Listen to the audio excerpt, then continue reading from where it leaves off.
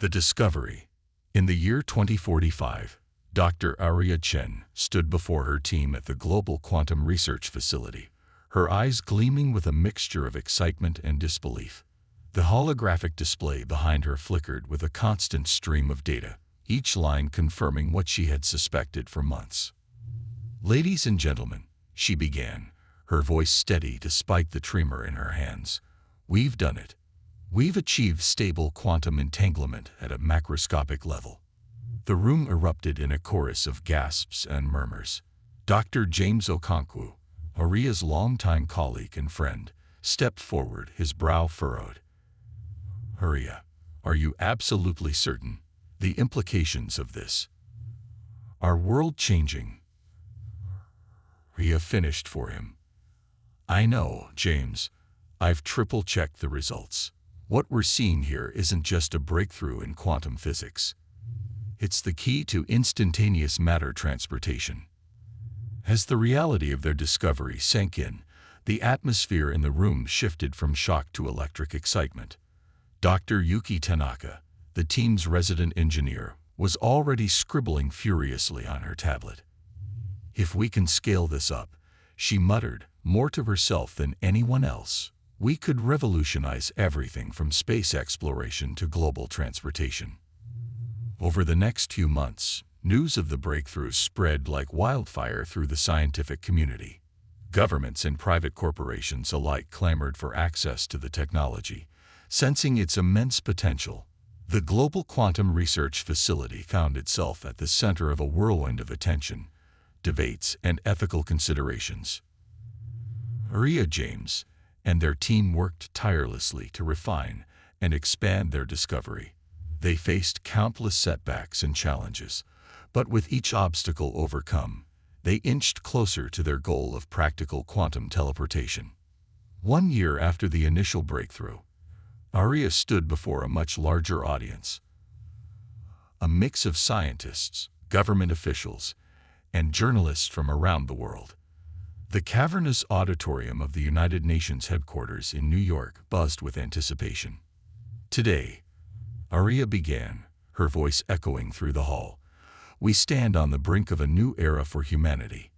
What you are about to witness will reshape our understanding of physics, space, and our place in the universe." With a nod to her team offstage, Aria stepped onto a circular platform at the center of the stage. Identical platforms stood at the far end of the auditorium, nearly 100 meters away. "In a moment," she continued, "I will step off this platform, but I won't be walking to the other side of the room. Instead, I will be instantaneously transported, my entire being disassembled at the quantum level and reassembled with perfect precision." A hush fell over the crowd. Aria took a deep breath, steeling herself for what was to come. She had done this dozens of times in controlled lab conditions, but never before such a large audience. The stakes had never been higher. "Here we go," she said, more to herself than the audience. 3, 2, 1. Aria stepped forward. In the blink of an eye, her form shimmered and vanished from the first platform.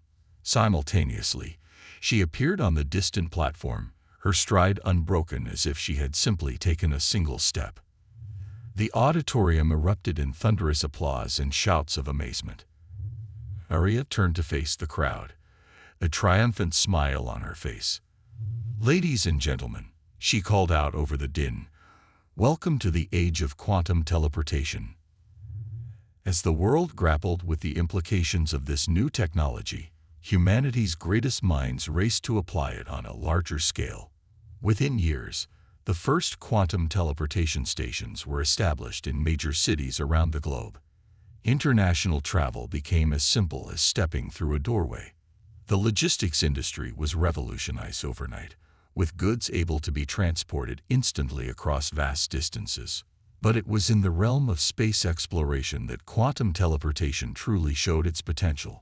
The ability to instantly transport people and equipment to distant planets eliminated the need for long, perilous journeys through space. Humanity's reach extended further into the solar system than ever before. Colonies were established on Mars, the moons of Jupiter, and even the distant reaches of the Kuiper Belt. Each new outpost pushed the boundaries of human knowledge and capability. The quantum teleportation network grew with each passing year, linking Earth to its far-flung children among the stars. First contact and subjugation. The message from Earth Command sent shockwaves through Ganymede Station. Dr. Arrogance Chen and Dr. James Okonkwo stared at the holographic display, their minds reeling from the implications of what they were seeing. "This can't be real," James muttered, his eyes fixed on the image of an enormous, otherworldly vessel hovering at the edge of the solar system. Arrogance zoomed in on the alien ship, her scientific curiosity momentarily overriding her shock. "Those designs, they're like nothing we've ever conceived. The energy readings are off the charts." Before they could discuss further, the COM system crackled to life. "Attention all stations," came the tense voice of Admiral Helena Vasquez, head of Earth's United Space Command. "We are initiating first contact protocols. All non-essential quantum teleportation is suspended. Prepare for potential defensive measures." For the next few hours, humanity held its collective breath. News of the alien arrival spread rapidly, causing a mixture of excitement, fear, and speculation across Earth and its colonies. The first transmission from the alien ship came 12 hours after its detection. The message, broadcast simultaneously to all of humanity's outposts, was brief and ominous. "People of Earth, you have been noticed. Prepare to receive the envoys of the Arconian Empire. Resistance is inadvisable." Despite the foreboding nature of the message, Earth's leaders decided to approach the situation diplomatically. A delegation, led by United Earth President Amara Okafor, prepared to meet the alien envoys at a neutral location, the International Lunar Base, Armstrong City. Rhea and James, given their expertise in quantum technology, were summoned to join the delegation. As they stepped through the quantum teleportation pad onto the lunar surface, Arrogance couldn't shake a feeling of unease. The Arconian delegation arrived in a smaller vessel, sleek and intimidating. As the airlock cycled open, humanity got its first look at their interstellar visitors. The Arconians were tall, easily 7 feet in height, with iridescent scaled skin and 4 arms. Their eyes, large and multifaceted, seemed to take in everything at once. The lead Arconian, introduced as High Commander Zextor, addressed the human delegation. Its voice, translated through advanced AI, was deep and resonant. "We have observed your species for some time. Your recent advances, particularly in the realm of quantum transportation, have concerned us." President Okafor, maintaining her composure, responded diplomatically. "We assure you, High Commander, that our intentions are peaceful. We seek only to explore and understand the universe around us." As humanity celebrated its 10th year of quantum-enabled space exploration, Dr. Arrogance Chen, now approaching her 60th birthday, stood on the observation deck of Ganymede Station, gazing out at the swirling storms of Jupiter. She marveled at how far they had come in such a short time. "Penny, for your thoughts," came a familiar voice behind her. James Okonkwo joined her at the viewport, his dark skin contrasting with his now silver hair. Arrogance smiled at her old friend. "Just thinking about the journey, James. Did you ever imagine, back in that lab all those years ago, that we'd end up here?" James chuckled, shaking his head. "Not in my wildest dreams. But then again, I've learned never to underestimate human ingenuity or your determination." Their contemplative moment was interrupted by a flashing alert on the station's communication panel. "Incoming priority message from Earth Command," announced the station's AI. Rhea and James exchanged worried glances. Priority messages were rare, usually reserved for emergencies or discoveries of the utmost importance. As they rushed to the command center, neither of them could have predicted the earth-shattering news they were about to receive, news that would plunge humanity into its greatest challenge yet and test the limits of their newfound technology. For at that very moment, on the fringes of the solar system, Humanity was about to make first contact with an alien civilization, and the Zarkonian Empire, vast and ancient, looked upon the upstart humans and their quantum technology with a mixture of curiosity, disdain, and fear. The age of Earth's isolation was over.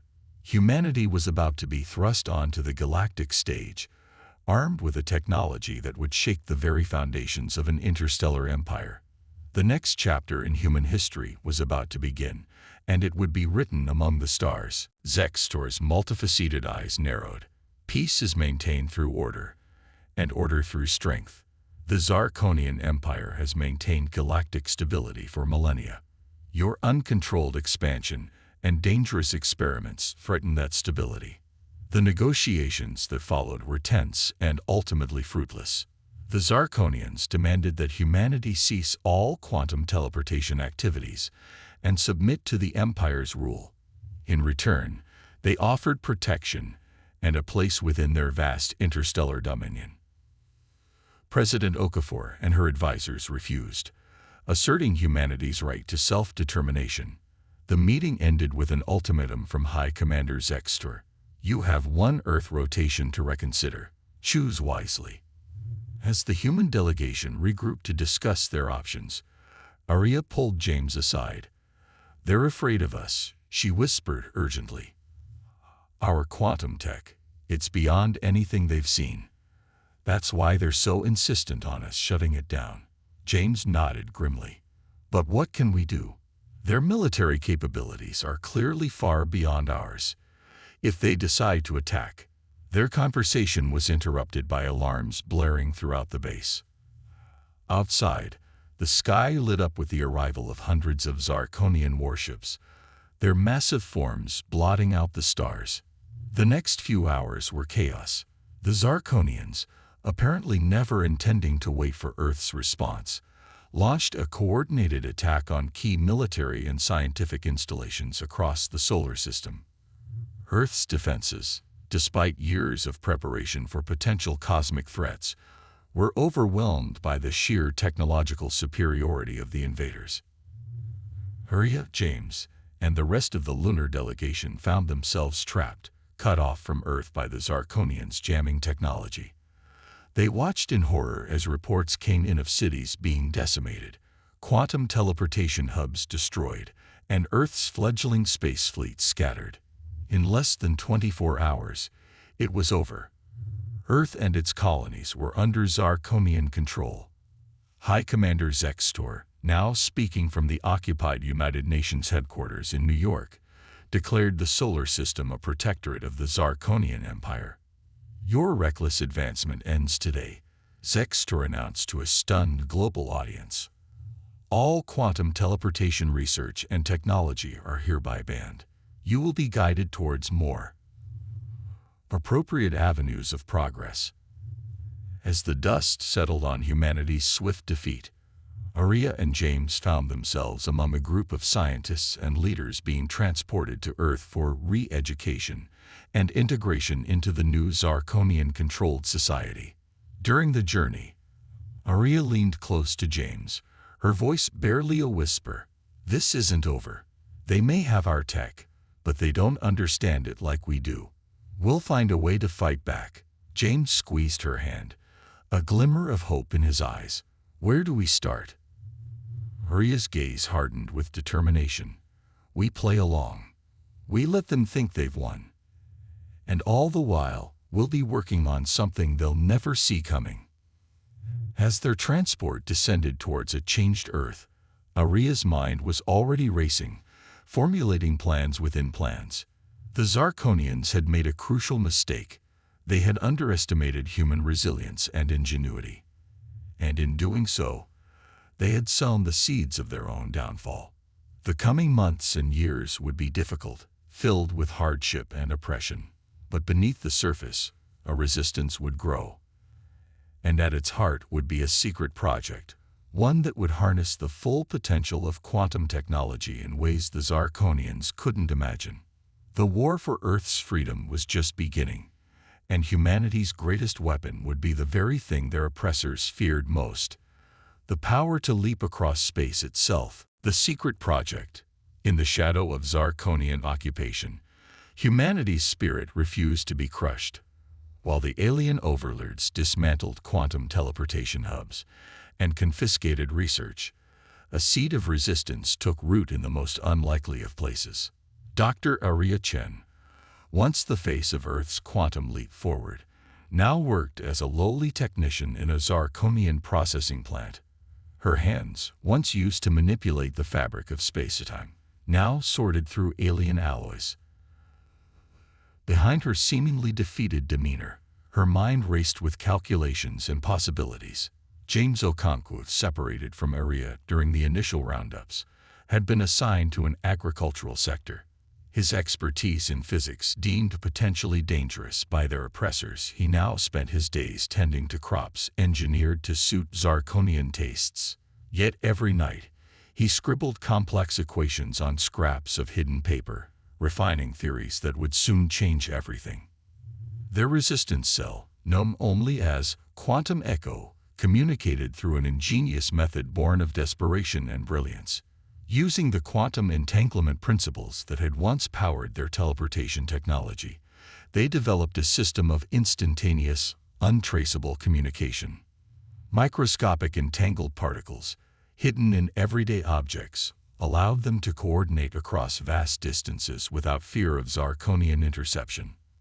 The heart of their plan took shape in an abandoned mine deep beneath the Rocky Mountains. While the Zarkonians focused on major population centers and former research facilities, this unremarkable site became the crucible of humanity's resurgence. Arrogance, having finally managed to reconnect with James through their quantum network, laid out her audacious plan. "We're not just going to rebuild our teleportation technology," she explained to the assembled resistance leaders, her eyes gleaming with fierce determination. "We're going to perfect it. Imagine a fleet of ships, each capable of instantaneous, untraceable jumps across vast distances." The project, codenamed Lazarus, progressed in fits and starts. Every scrap of resources had to be smuggled in, every test conducted in absolute secrecy. The work was grueling, with setbacks that sometimes seemed insurmountable. But with each small victory, hope grew. Years passed. The Zarkonian grip on Earth tightened, yet they remained oblivious to the threat growing beneath their feet. Their arrogance, their certainty in their own superiority, blinded them to the ingenuity of the species they sought to subjugate. Finally, 5 years into the occupation, Arrogance stood before the first prototype of humanity's new hope. Sleek and compact, the quantum drive hummed with potential. As she initiated the first test, the air crackled with energy. In the blink of an eye, the small unmanned craft vanished, reappearing instantaneously at the pre-designated coordinates halfway across the solar system. Cheers erupted in the cavernous underground facility. Tears streamed down Arrogant's face as she turned to James, who enveloped her in a tight embrace. "We did it," she whispered, her voice choked with emotion. "We really did it." But their celebration was short-lived. As powerful as their achievement was, they knew it was only the beginning. Now came the monumental task of scaling up their technology, of building not just a single ship, but an armada. And they would have to do it all under the watchful eyes of their oppressors. The next phase of the plan was even more daring. Using their quantum communication network, they coordinated with resistance cells across the globe. In shipyards controlled by the Zarkonians, human workers began subtly altering designs, incorporating hidden compartments and systems that would later house the quantum drives. Meanwhile, deep in their Rocky Mountain base, Arrogance and her team worked tirelessly to miniaturize and mass-produce the quantum drive components. Each piece had to be small enough to smuggle, yet powerful enough to propel a starship across vast distances in an instant. The work was dangerous, with close calls that nearly exposed the entire operation. Once, a surprise inspection of the shipyards almost revealed the hidden modifications. Quick thinking and a timely distraction by the resistance saved the project, but it was a stark reminder of the knife's edge they walked. As the pieces of their plan slowly came together, Arrhea couldn't help but reflect on the journey that had brought them here. From the euphoria of their initial quantum breakthrough to the despair of alien subjugation, and now to this moment of desperate hope. The weight of humanity's future rested on their shoulders, and the margin for error was non-existent. Finally, after months of clandestine assemblies and heart-stopping close calls, the first ship of humanity's secret fleet was ready. Hidden within the hull of what the Zarkonians believed to be a simple cargo hauler were the fruits of years of secret labor. A fully operational quantum drive, more advanced than anything they had achieved before the occupation. On a crisp autumn night, with the Zarkonian moons hanging low in the sky, Arrhea and James stood before the assembled resistance leaders. The air was thick with tension and anticipation. "Tomorrow," Arrhea began, her voice steady despite the enormity of the moment, "we take the first real step towards our freedom. This ship will make a quantum jump to our hidden base on Europa. If successful, it will mark the beginning of the end for Zarkonian rule." James stepped forward, adding, "But remember, this is only the beginning. We must maintain absolute secrecy. The Zarkonians cannot suspect a thing until our entire fleet is ready." As the meeting concluded and the resistance members dispersed into the night, Arrhea and James found themselves alone, staring up at the stars that had once promised so much, and now beckoned with the promise of liberation. "Do you think we can really do this?" James asked, a rare moment of doubt creeping into his voice. Arrhea took his hand, her grip firm and reassuring. "We have to. For Earth, for our future, for every human who has suffered under Zarkonian rule. Tomorrow, we remind the universe that humanity will never be broken." As they turned to make their final preparations, the first light of dawn began to break over the horizon. It was a new day for Earth, the first day of a journey that would either lead to glorious liberation or devastating defeat. But for now, in this moment, hope burned brighter than it had in years. The quantum leap that had once promised to unlock the secrets of the universe was about to fulfill an even greater purpose. It would become the key to humanity's freedom, the weapon that would shatter the chains of an empire. And as Arrhea and James walked hand in hand towards their uncertain future, they carried with them the indomitable spirit of a species that refused to be conquered. The hegemony's ultimatum, the vast chamber of the Galactic Hegemony's Supreme Council, buzzed with tension. Holographic displays flickered, showing the latest intelligence on human activities across the explored galaxy. Archconsul Zorn's bioluminescent patterns pulsed rapidly, betraying his agitation. "These humans have become more than a mere annoyance," he declared, his voice echoing through the chamber. "Their resistance grows bolder by the day. They defy our edicts, establish unauthorized colonies, and worst of all, continue to develop their teleportation technology in secret." High Admiral Vex, his crystalline form reflecting the chamber's dim light, stepped forward. "Perhaps it's time we showed them the true might of the hegemony." A display of force to remind them of their place in the galactic order. Zorn nodded slowly, his eyes narrowing. "Agreed. We've tolerated their defiance for too long. Prepare the fleet. We will give these humans one last chance to submit, or face annihilation." As the hegemony's massive warships assembled, unease spread through human-controlled space. On Earth, the Terran Defense Council convened an emergency session. Admiral Sarah Chen, granddaughter of the legendary Dr. Evelyn Zhao, addressed the gathered leaders. "Our deep space sensors have detected a massive fleet approaching from the galactic core," she reported, her voice grim. "Based on their energy signatures, we believe it's the entire hegemony armada. They'll reach our outermost colonies within 48 hours. President Marcus Rodriguez, a man known for his calm demeanor even in crisis, leaned forward. "What are our options, Admiral?" Chen's holographic display shifted, showing the disposition of Earth's defense forces. "Our fleet is outnumbered and outgunned, even with our most advanced ships. Direct confrontation would be suicide. However, She paused, her eyes gleaming with determination.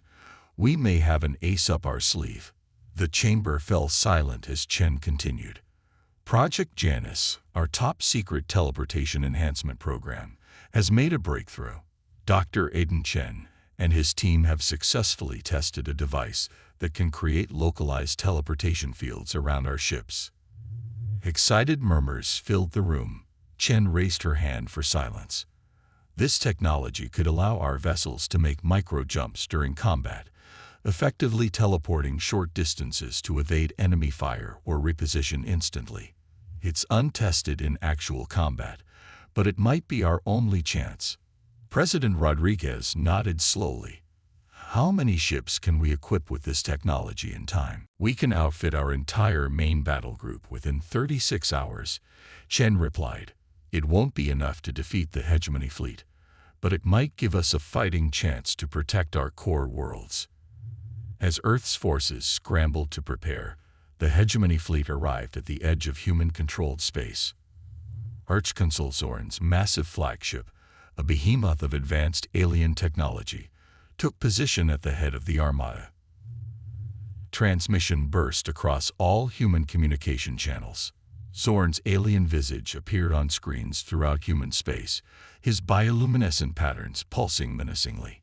"People of Earth," he began, his voice dripping with condescension, "your defiance of the galactic hegemony ends now. For too long, we have tolerated your expansion and your dangerous experiments with teleportation technology. No more. You have 2 Earth rotations to surrender unconditionally, dismantle your teleportation devices, and submit to hegemony rule. Refuse, and we will reduce your worlds to ash." As the transmission ended, a tense silence fell over human space. On Earth, the Defense Council reconvened. President Rodriguez looked at the grim faces around him. "We've come too far to submit now," he declared. "Humanity will not bow to tyranny. Not after all we've achieved. Admiral Chen, deploy the fleet.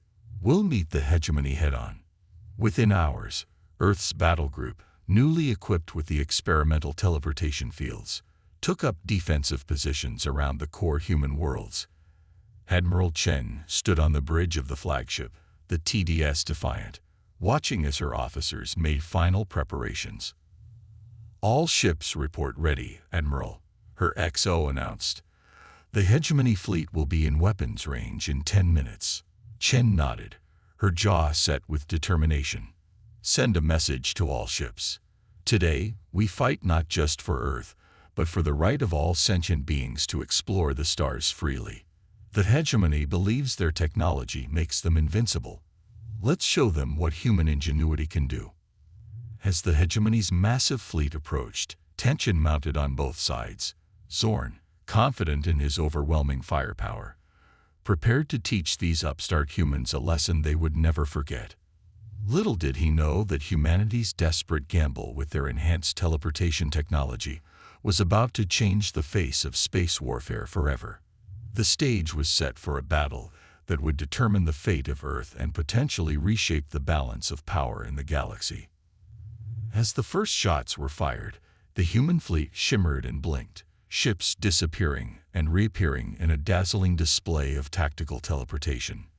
The hegemony's precisely calculated volleys found empty space where human ships had been moments before. Confusion rippled through the alien armada. For the first time in centuries, the hegemony faced an enemy they couldn't easily predict or overwhelm. As the battle raged on, it became clear that humanity's desperate gambit might just be enough to turn the tide. But the war was far from over. Even with their new advantage, the human fleet was still vastly outnumbered. As the conflict escalated, both sides knew that only one could emerge victorious from this cosmic clash of civilizations. The fate of humanity, and perhaps the future of the entire galaxy, hung in the balance as the stars themselves seemed to bear witness to this pivotal moment in cosmic history.